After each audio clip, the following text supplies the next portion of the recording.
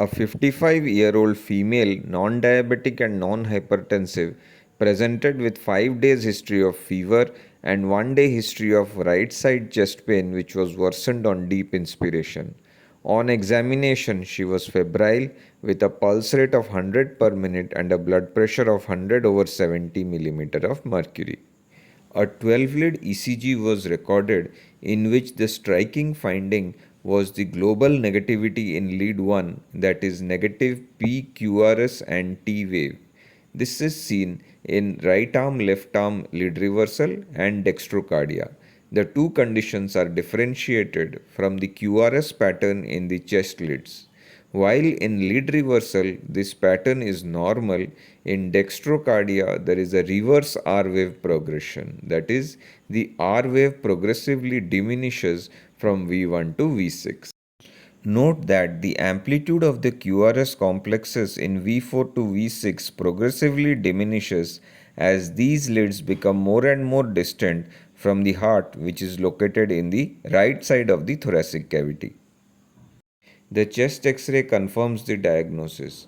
Using the label to determine laterality, it is seen that the cardiac apex is situated on the right and so is the aortic arch. The right dome of diaphragm is lower than the left and fundic gas is seen on the right side, making this a case of situs inversus with dextrocardia. An echocardiographic examination was performed with the subcostal view being the first.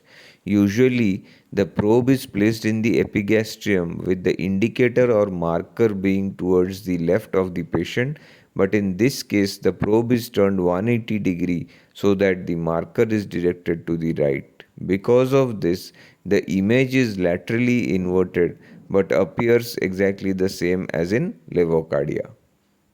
The drainage of the inferior vena cava to the atrium is demonstrated by turning the probe clockwise 90 degree so that the marker is directed upwards. Veno-atrial concordance means that the morphological right atrium usually receives the venous drainage, and this is an easy way of determining the atrial situs. Keeping in mind that the image is laterally inverted, the liver is situated on the left side, there is a rim of pericardial effusion, the inferior vena cava drains into the morphological right atrium, which is situated to the left of the morphological left atrium, thus confirming situs inversus.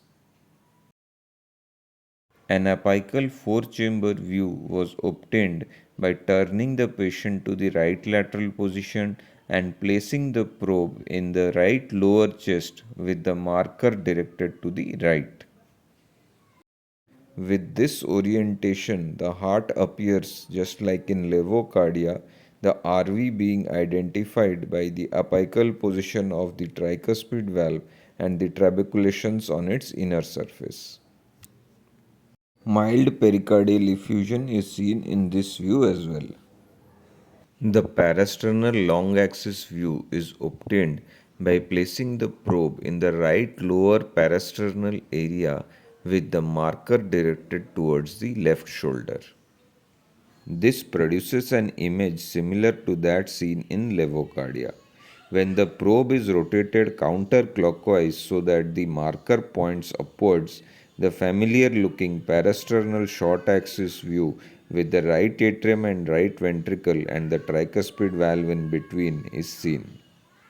Upon sweeping the probe slightly upwards, the RVOT, the main pulmonary artery and its branches are visualized. Color Doppler shows normal flow across the pulmonary valve. In conclusion, a structurally normal heart in a patient with situs inversus totalis, that is dextrocardia with situs inversus, but with pericarditis, that is the cause of the right-sided chest pain.